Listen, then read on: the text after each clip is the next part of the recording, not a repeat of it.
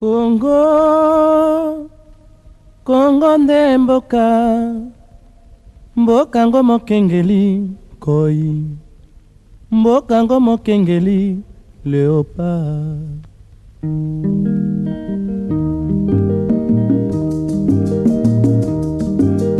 Mikolo tosekelaki na mosolo ya mboka Congo ekoki, tofungwani misolelo tomoni bozoba nyonso tosali po ya kobongisa Congo avenir, ebongi tosala, ebongi tosala. Bienvenue à vous, amis téléspectateurs ya magazine Congo Mon Devenir. Ndenge tolobaka pe to continuer kolobaka Congo Mon Devenir ezali magazine combataka bonti valeur pesa ko promouvoir ba valeur. Pourquoi magazine Congo Mon Devenir eza ko combattre bonti valeur? Parce que bonti valeur on est quand un développement durable de la société. Et pourquoi ezali ko promouvoir ba valeur? Parce que ba valeur ne memaka émergence, bonne gouvernance et puis épanouissement dans la société. Dans le numéro na biso lelo ya magazine na Congo Mon Devenir, toyambi na plateau na biso un pasteur congolais, mais avant d'aka atezaka na Canada, babengi na kombo ya pasteur Godefroy Tondo, azali précisément na Canada mais na ville ya Québec. Bienvenue dans le numéro na biso lelo au pasteur Godefroy Tondo. Merci beaucoup maman Paulette. Ndenge na utkoloba ki ozali congolais mais au vandi na mboka Canada précisément na Québec, place ya église à l'âge dire ezali babengi église évangélique d'adoption o ekambami na yo. Comment va l'église au Tikikuna na mboka ya Québec? Oui, l'église est en bonne santé, l'église eza malamu, bana na nzambe baza kokoba, toyebi ke kolope azana bango, alors musale eza malamu. Musale eza malamu, yemoko posa bien pasteur. En fait, ngamo pe naza très bien, kolo azosunga naza très bien, nzoto eza makasi. Parcours na poko matio ken ko installer église na Québec ko betela biso ngomo muke. En fait, na bandi ministère na Congo, précisément na Lubumbashi, wana nde place na bandaki ko salela nzambe, et ensuite nzamba benga kinga na kende ko salele libanda ya mboka, na bandaki d'abord en Afrique, nazaki na Namibie, place aussi na bâtir église oyo babengi église évangélique d'adoption na Namibie pe ezali, et après Namibie nzamba fungolela biso ba porte nde toza lelo ko salela e na mboka na Canada. Tant aux répondre ngai na zonga pas tout ba mona ko la pasteur et comme na la portée de tout le monde, et même maintenant nous avons bien accueilli par rapport peut-être une histoire par rapport il y a épreuve là on est tindayo pourquoi mailo a bengi aux ala na ministère apostolique pasteur Godefroy. Eloko bon en fait c'est d'abord appel nzamba benganga penza pour nazaolinga même ko sela nzambe te. Omona zolingo sela nzambe te parce que mokili mingi omoni ko sela nzambe ekanga oba non pas seulement kolinga mokili mais nazaki muto na luka misolo mingi, donc nazaolinga koluka mbongo mingi kenake no sela nzambe pungai basai na nzambo bayebinga nazalaki kosungaka bango bayaka moi $100 moi 200 ko nga moko naza kolinga ko vivre peut-être ba mbongo amikete siko nazotala nzambe azobenga ngai, donc na okende pe ko vivre na ba mbongo amike au moins musala nzambe liboso tant biso to bani makambo ezali lokwa lelo te lelo mbongo nyonso mabonzi na poche te biso ezali peut-être que pasteur a souffrir ba bilo mwa bongo. Et ce qu'on a zoté na bi oh mais ngala okoma musena nzambe dona bana pe ko mona passe et naza olinga ngote mais ça là que le quoi nazo linga ngote nzamba tchanga pena au mur, ça dit que na coin ne salaki ke na banda ministère na kaso ya grande instance à Lubumbashi. Ah bon? Faites la biso moi na banda ministère kuna parce que nazaye kolingaka te bakanganga nateka mabanga moko boluko anga na olinga mombongo mingi nateki mabanga bapesa anga $200 na $200 wana billet moko ezaki ya bien te nga na utiliser billet moko mais autant musuta on apesa ki ngo mutu tokomaki ba numéro nango alors ya osala ke mutana ke nofunda nga na fabrika ka ba billet ya $100 mais bakanga nga na kotaki na grande distance ya Katanga tant on a koti na grande distance ya Katanga bakayenga roi samedi nazo kofutaka mbongo pona kolala libanda moi na libanda butu libanda et pas ba policier mais jour wana bakayenga kwa samedi dimanche moté moko yote awana na kati ya Kashowa ya Katanga voilà aye wana aye kote alobi Pierre tika koloba mbisi na osalo molobi na bato. Alors moi j'ai compris que message ça qui pona ngai na bengi mosena nzambe wana biyaka sambela pona ngai asambeli pona ngai sili lobi na ngweza ki lundi vers 19h nako futa mbongo pona vanda libanda na 19h soda siliki alobi no foko taka na kati alors tanga soko tanga na kati kuna bazo sambela et ça fait que na koti na kati na kuti bango na zaki na kanda penza mais na koti na kati na meme mutu akobimisanga na boloko oyo ezaka nzambe et donc nde place ministère nange bandaki na lali na butu na sambeli en fait na butu nzamba yo visiter nga lobi nanga awa nde place yozo banda musana nzambe to ko salela ngai alors na ba 5h du matin zaki momesano batu nyoso basambela batu bazala ko kamba kuna na kati bakomi ko boka na bale babi yo banda okuna labi yonde oko banda okuna angalo bi minga nzamba ebisenga ke ngande na zawati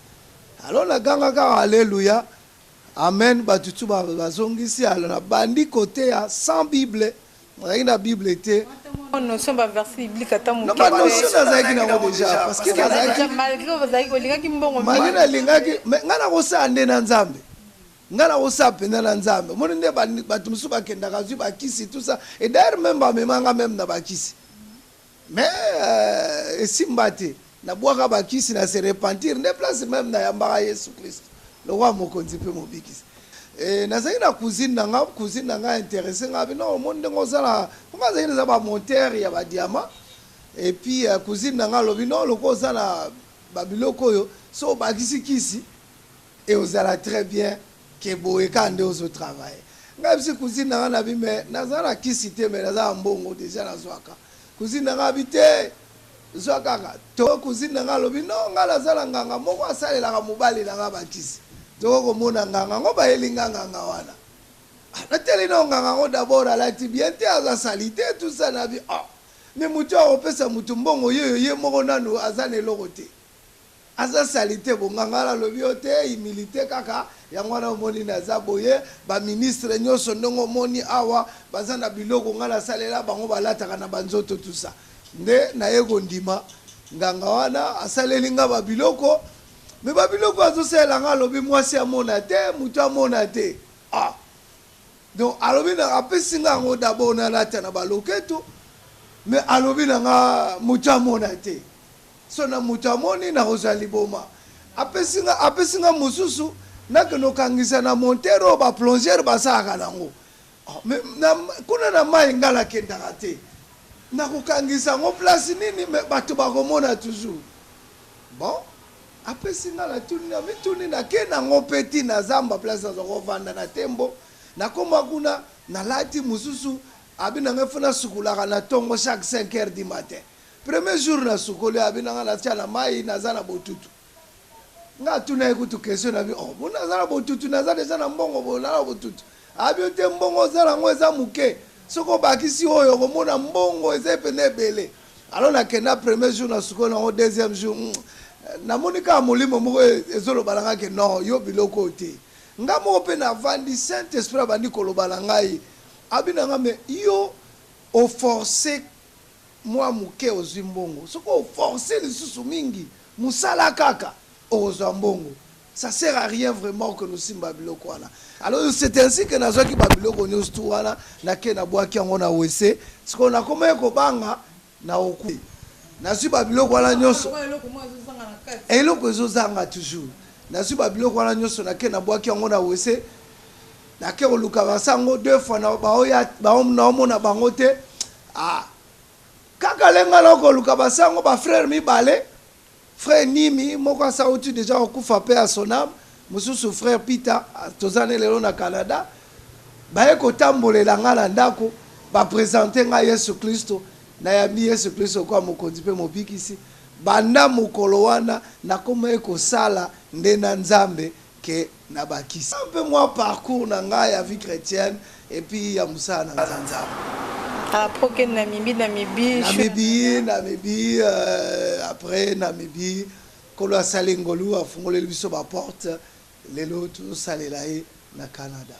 Mais pasteur au Longwe Canada, le goni ezong sur la carte à RDC. Pendant ngi pila tout moi question moko bolimbisi mo muke, au sali combien d'années à ministère depuis commis vraiment engagé. Donc, serviteur de Dieu d'une façon ou radicalement dans l'œuvre du Seigneur, et vous savez déjà combien de temps? Je reçois le Seigneur Jésus-Christ comme Seigneur et Sauveur. C'est depuis 1987. Wana nena yambaki Yesu Kristo kwa mokonzi pe mobikisi et na cheminé lolenge wana. Et ministère penza tango renverser pouvoir. Donc 10 ans avant changement 10 ans avant changement pouvoir. Exact, 10 ans avant changement pouvoir. Né nae kobanda ministère même ministère na koti penda pleinement tango parce que avant on a penazalaki na côté ya alors que ne ba pas inazotea. Mais pour penza ba tia maboko likolo na ngai pina kota plein penza na ministère ezaki na 98 consacration le quoi pasteur 98 ouais.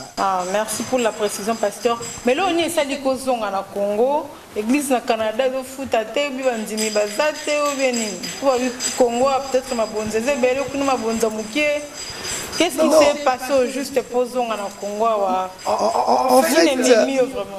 En fait, kozonga na Congo eza na dévolé.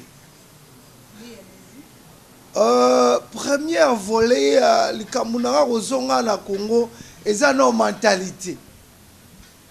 Mentalité à peuple congolais. Eza ya ko bebe eza ya ko inde donc ebeba na ndenga muketi. Mentalité wana ya peuple na biso tant no ba mentalité ya congolais no ba ka mentalité ya petit peuple té no ba mentalité ya baza bakonzi baza nini mentalité nanu nde loko penze toucher nga makasi o eloko penze tindi ke ngai penza na tala lolenge ni na koko zonga na Congo eza na mentalité. Montant on ba mentalité na lingo préciser vraiment bien dans le sens ni parce que na Congo ba intellectuel basé belé na sens ya mabe belé ba intellectuel le manque intellectualité mentalité ça comme intellectuel azana intellectuel mais mentalité ne ana mabe. Alors mentalité ya peuple ndenge na monaki ndenge Congo ezotambola mentalité na biso photo bongola yango. C'est-à-dire que mentalité on attend no ba mentalité za kwa na personne ndakisa moko. Oza lelo oza awate olobi oza osaba émission na yo ba émission ozo parler sur ba valeur hein? Ozo promouvoir ba valeur ya bien ko combattre ba anti-valeur. Mais batali bobalobi maman Paulette azo combattre ba anti-valeur. Ba kamati ba pesio pe bonga moko wana. Mais yo moto zai ko combattre ba anti-valeur okomi kuna olo combattre o continuer ko combattre o combattre le soute omoni ale yo pe oke ba melio yo pe ko mosalo lenge moko ta on azolo ba anti valeur wana mentalité à peuple nazo loba na exemple na tala yo ozana nini na kasa na yo liaki kwanga uyeka kana nzela boba obwaki yango na nzela mentalité on a des osa passe. Mais pasteur, on a dit comme tout le banal que au Timboka Paya, tu bien ma pays pas pays émergent Canada, émergent c'est ça makasi. Na moi pays na bon na ngana bakalani roba moi te na grâce aux nzamba sala, tu bien mon Kelibanda Congo. Au moins même acte le bien pas qu'on ça pe mabe, mais banga parce que ceux qui na sali l'État ça derrière mon opinion. Est-ce que mon attaque peut être ça par rapport que l'État congolais bien sûr a sanctionné pas par rapport il y a anti valeur au Tikoloba autres lingi vraiment et si la peau Congo on a besoin de vraiment un pays émergent un pays autant de la vie à la Kenya Congo selon kitoko ezali ba foule nzela ezate. C'est pas par rapport à l'impunité des autres continuer ou parce que puis nous n'avons pas ceux qui ont qui l'État a derrière il faut foutre à monde mais si c'est pas le cas c'est pas par rapport à l'État tendez ça que banti valorise là toujours na niveau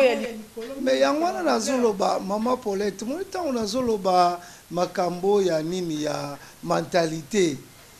parce que officier à police tango okanga mutu wana aosala nini aofutie ba amende moko ekota na kesa l'État tozongisuka na mentalité parce que officier de police peut-être pas na yo awa ba akokanga ne mutu wana me mutu wana afutie mwaka nyaka donc tozongika na mentalité l'État yo kati l'État eza makasi te l'État za makasi l'État azali yo moni bibuneli eza wati la loi est dure mais c'est la loi applicabilité kasi nde mentalité te applicabilité bakotinda lelo basoda babima lelo na nzela ba appliquer loi wana mais akoya ko appliquer loi wana mais suka na ba opese mwaka nyaka isili abendani atiki loi to changer kaka mentalité ya wana moni à cause de mentalité lo eloko ezongi singao pe obi na yebi yango penda télévision o bazolo ba ke chaîne ozo transformer bato mentalité na bango na chaîne babengi na ko yango pe na ngina tuna toko na deuxième volet na peut-être aussi déjà premier volet premier volet yango wana tolobi ke posi ko to lité na eloko wana parce que faut ko bunda banti valeur mo ndongo lobi wana banti valeur ezo senga photo bunda siko ko bunda siko poto bunda photo apena bibuneli yango nde yango moni na chaîne ya télévision wana poto bunda penda to ko changer mentalité ya peuple wana donc na nzela na média na ebike to sala effort na nzela na média soko leka mingi ponga ba émission mingi ekozala orienté na vers biloko wana mais tout le monde a changement quelque part comme la loi est dure mais c'est la loi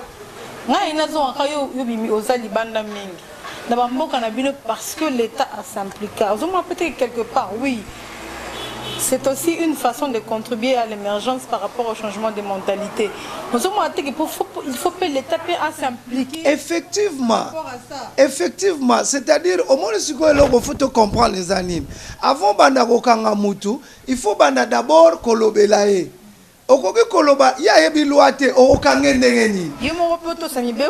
Exactement. C'est-à-dire que il faut to banana okoloba. Et puis koloba wana ezaka ka l'État yo moko te ba gouvernante. Tout ça un exemple ba parti politique. Non ba parti politique, il y a majorité zali, il y a opposition zali. Mais ba anti valeur wana, il faut déjà na kati ya ba parti ezala pe idéologie na bango. Parce que au côté na ba parti politique idéologie ezate. Peuple congolais souffrance na eza idéologie ezate. Est-ce que est bien? Ndi yango wana penda problème tozo souffrir. Parce que ceux qui idéologie n'a qu'à maintenant parti conservateur. Parti conservateur bango pour la bango idéologie na bango eza valeur chrétienne baza ba conservateur donc pour na bango homosexualité ko kotate donc okuti pe baza na poto wana donc bazo garder ba valeur na bango wana exact donc ba idéologie na bango bazo garder ango donc c'est ça na ba parti politique na biso il fait opérer lolenge wana ya moni tozolo ba changement ya mentalité wana ezaka na banini tetala letina et pas na biso et pas na biso est-ce que IDPS bako bundana nini on peut perdre bako bunda jamais pour baona bango baza presque idéologie moko mais okuti ana Congo ba bunda mais ozomona hote mentalité ya ono moninga la bisa ki on abi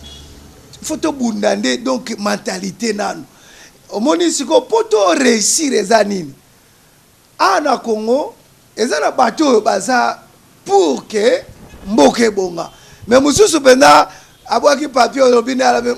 ese yondo bongisa Congo omoni mais ba mususu baza pour que bonga bazali siko biso na la voix de vainqueur tozolinga to cibler toko cibler bato nyo pour instaurer ou installer pardon na Congo biso siko toko attaquer toko kende toko recruter bato nyoso o balingi Congo ebonga to recruter bango parce que au monde là on est problème ni ça bon le kebele te passion na yo so comprendre makambo te makambo eza penda e bitumba te c'est-à-dire que pour Congo ebonga eza journée moko tende obonga parce que na bien avant Congo ebeba ezo mikolo ebele e go za bamula boni selo yo et tout moi ebele maman e go za ta mo ba 20 parce que ngala bitambo biso saka awana kin kala ba Congo kala mboke zaka propre mboke zaki bien melele ko bondene ezo mikolo ebele po koma bo pasteur Godefroy oza mokambi oza pasteur baza lokola berger so kamba ba brebis mais oye na Congo toyebi ke awa na Congo na peut soki pe na poto eza bongo ba sambela lokola awa osambela ba ezebele na kati ya Congo na yebi ke ozo vivre en haut déjà surtout koza congolais na yebi ke remarquer pe que par rapport à vous que na lelo l'église comme ebele ba prière pesa à tout moment na yebi ke une photo zaki nelo ba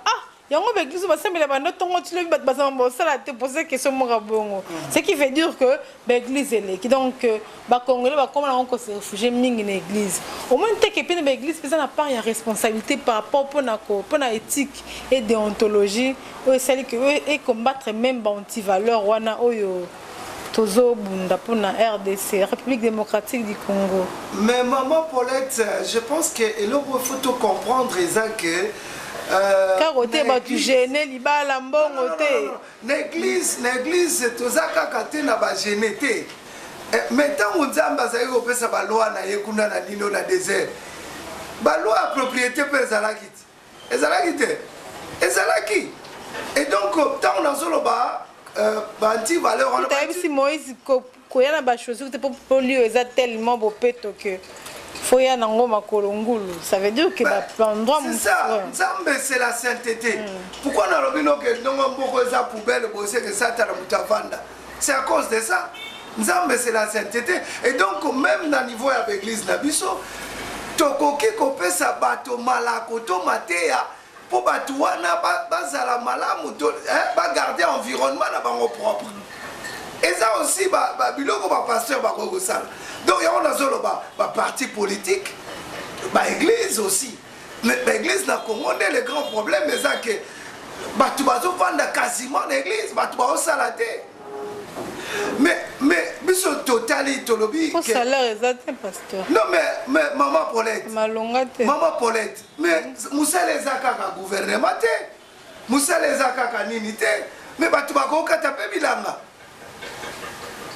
bato bako kata bilanga nakutani na ba pasteur ba balanga bazana ba terrain na ba mbete ke soki ba wapi mais ba terrain on va ça que l'autre non mais que makambolo bébé les pasteur par rapport ya émergence au Congo na monyo we na kanda mais na lingi na lingi bon quand tu bilanga bien faut zapper moi outillé te pasteur pour te côté na deuxième volet mais tango yozo za ba offrande wana ba offrande yozo aka mo wango chaka ngwa si o chape mbongo ba offrande wana basombe ba Congo koti batunazama bake bakati bilanga bokomi pe église comme premier producteur ya nini ya tomate na ville ya Kinshasa bandimi basu musalate aso misala. Mais pasteur, deuxième volet à raison et sur la RDC années. Deuxième volet c'est pour combattre banti. Deuxième volet c'est quoi le raison singa yawa eza maté à siko l'église. Yesu Christ aza susu penza ten église. Oh aza tindingini. Oh mama. Biso tango to yambaka Yesu Christ baza ko tambola babi Yesu Christ. Lelo ezaka sute, lelo komaka mabala. Na suka kilt bato bakobala bayawo basambeli pona bango. Bato ba maladi bayawo. Babengaka te balobi yo banani bakoyamba Yesu Kristo kwa mokonzi pe mobikisi eze sute. Donc Yesu Kristo aza susu au centre ya makambo na Nzambe te. Bakombwa ba pasteur eleki minene ba affiche. Kombwa Yesu Kristo muke. Okuta kuna munene bakomi koma pasteur fulani. Mais Yesu Kristo muke. Na mwasi na bana. Na mwasi na bana nende batangaka. C'est pas au service à Nzambe. Yesu Christ a sauté. Balobi, vous serez mes témoins. C'est-à-dire qu'il faut te témoigner de Jésus. C'est-à-dire que Pierre a lobi, ngai na kutola matonga na diminuer. Jésus a croître. Yesu Christ a croître to a fuluka. Mais ne a sauté. Église na Congo lelo Yesu Christ sauté. Yangona biso tolobi no il faut to ya na mboka yango moni to memeli bango ba l'église nyo sauté pasteur moi ndam mais non bazali ko prôner toujours Jésus Christ comme Seigneur et Sauveur. Tant tolobaka au mona minorité kaka toujours ezalaka toujours hein exception ezalaka ezanga te ce qui fait la règle aussi exact. Donc tu écoutes que moi ndamba batu pe bazali nano bazo prôner Jésus mais baza penda mingité. L'église openda que après matin anaya tuni nani alinga ya Yesu Kristo na tambola tamwa 10 na mona raté. Eza mingi kaka libala d'ensemble pour la finance na yo tout ça mais Yesu Kristo penda tozolo beli supendate. Alors mais là je bénis mon pasteur Espérance Mbakadi parce que Mangembo toujours bambisa tout Seigneur Jésus-Christ à la fin comme Seigneur et Sauveur. Yangone ezali moboko parce que Bible lobi que soki mosumu kimoko abongwami to abaloli to apesi bomo na ye pa na Yesu Kristo balobi que fête ezana lola na lobi fête anniversaire te me fête po molimo moko ebiki balobi te que tango abali fête na lola. Balobi te que tango abiki na cancer fête na lola mais babi tango kaka pécheur moko pamba à se convertir babi fête na lola yango no moni toye na bakuro boye bakuro eza nini pasteur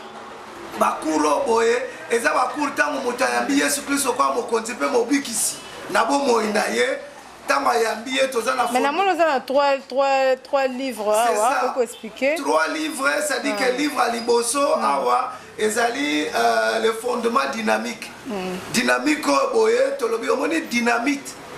oye batsuko bachango na ndako exploser voilà donc fondement dynamique ça dit que tango zi bakuro et bouleverser vie na yo tango utuko yamba Yesu Kristo kwa mokonzi po mobikisi et bouleverser vie na yo vino eko kotika la lolenge mokote c'est-à-dire voyez ba Yesu Kristo oyo yambi aye kosala nini na bomo ina yo hein eloko nini ya sali c'est-à-dire que bakuro eza ko aider mutu Yesu Kristo aske la makati na moto asala makati na moto c'est-à-dire que ezaka Yesu amalobate mais za Yesu azala na misala kati na bomoi na mwana na Nzambe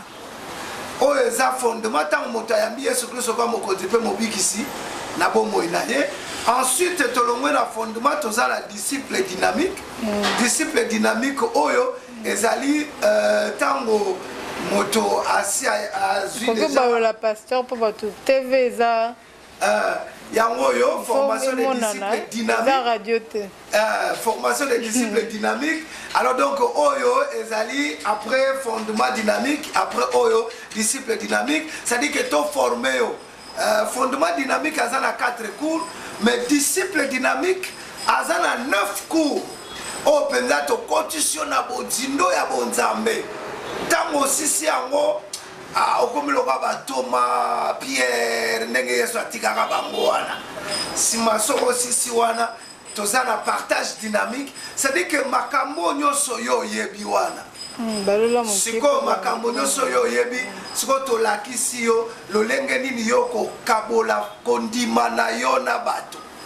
yango babengi partage dynamique. Alors tozako yango to na procéder na ndenge nini okenda ba église ba ndokambo ba église mingi quand même ba en fait na yaki ba fermissement ezali makambo bele oyo eza ba fermissement lo ba fermissement musute méthode nini yo lingo même sika méthode ya sika pona kozongisa bato na christianisme ndenge yo lobeli ndenge falaki ezala selon omoni mama Paulette nazana témoignage mo je pense na kobenga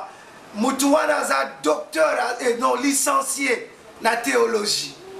aibi makambo bele ya théologie mais tango azwi kaka bakuro kaka oyo alobi nanga papa modèle oyo nakomi kocomprendre sikoyo Yesu Kristo eza modèle oyo nazalaki koyeba te alobi na comprendre eza couple abi na comprendre sikoyo soki balobi nanga ke Christ en moi l'espérance de la gloire na comprendre yango sikoyo omoni kaka babiloko oyo olobi na espe ateyaka wana Espérance Mbakadi nde babiloko eza presque nakoki koloba mpo nalandaki esprit mwa moke babiloko azoloba Yesu Kristo mpenza. Alors donc yango wana omoni toye na mboka ngai nabaki boyebi oyo nazwi nakoki kotikala nango kaka na poto ti il faut naya nango na mboka bana na Nzambe bayeba exactement oyo bango bakoma omoni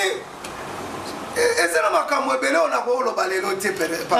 tele zangonga na moni tokomi presque na suka elo ni koyebisa bana Nzambe nayebi ke ya kolobeza ebele mais ozonga eza partie une partie remise pour kozonga po pour combattre bontif alors pasteur na kozongisa christianisme na ndengo lingi za vraiment musala kozala bien ceux qui lingo Nzambe telemi na bontif valeur eza combattu pour que to prôner ba valeur na RDC mboka na biso oyo Nzambe mutapesa biso ngo bakoko te menga lo bageza Nzambe ino ko bisa ba libota na Nzambe na peuple congolais surtout que aux appels congolais et pasteur Kambi église wa bengi église évangélique d'adoption et Kambamé na Canada au lingi pour implanter na RDC. Et là on a koyebisa libota na Nzambe premièrement ezali que bana na Nzambe bonga za musena Nzambe bana Nzambe mingi awa bazanga kutambola na kobanga po bayebi o Yesu Kristo sana bomona bamote moni tozana bamate alolenge nyoso menga lingi d'abord na s'adresser na ba pasteur o bazangi matea to bazape na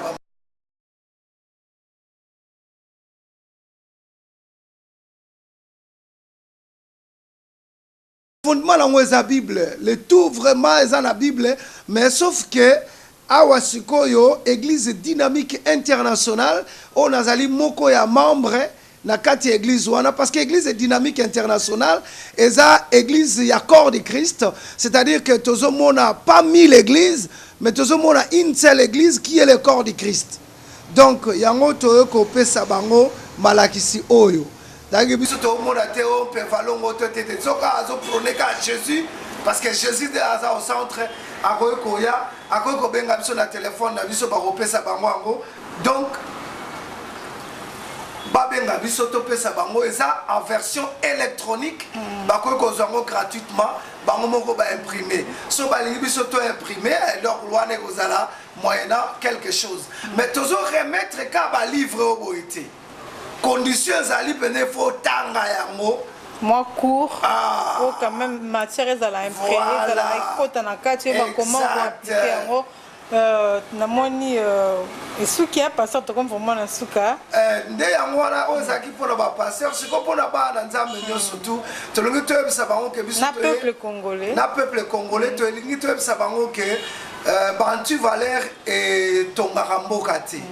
Bantu Valère nde yango eza na cause ya destruction même il y a bâtisse économique donc babiloko tout eza Bantu Valeur Alors pour le peuple congolais, vraiment, tout opté pour la valeur, vraiment, mboka na biso et kokende na émergence.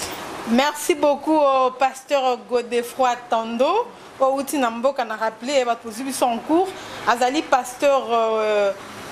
congolais d'origine bien sûr, mais à Kavandi Namboka au Canada, précisément dans la ville de Québec. Azo Kambeglis ou Bengi église évangélique d'adoption.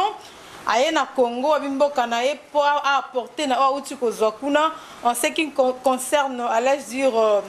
l'épanouissement, ma valeur, pour combattre les bonnes valeurs. Na Oetali Mboka pe na Oetali apporter soit en plus na église Cœur de Christ na outil koloba. Na sûr que Toroyambe prochainement ils allaient partir remise. Merci Penabino Bandeko Balandi na attention. Vous prêtez un numéro na biso alelo ya magazine Congo Mon Devenir. Bolanda biso na La Voix des Vainqueurs 1 na YouTube et puis na www.lavoixdesvainqueurs en un mot.org et nous nous reverrons très prochainement et avec le même plaisir. Na reçu qui s'aboité n'engé na lobaka peut lobaka toujours que il n'y a pas plus grand développement si ce n'est celui d'aimer d'abord son propre pays. Donc c'est l'amour qui doit prôner. Quand il y a l'amour, tout s'investissant quand on peut s'acapo et le kende liboso, to linga Congo, c'est ce que Dieu nous a donné comme pays. Merci. Congo nde mboka ngo mokengeli koi mboka ngo mokengeli léopard.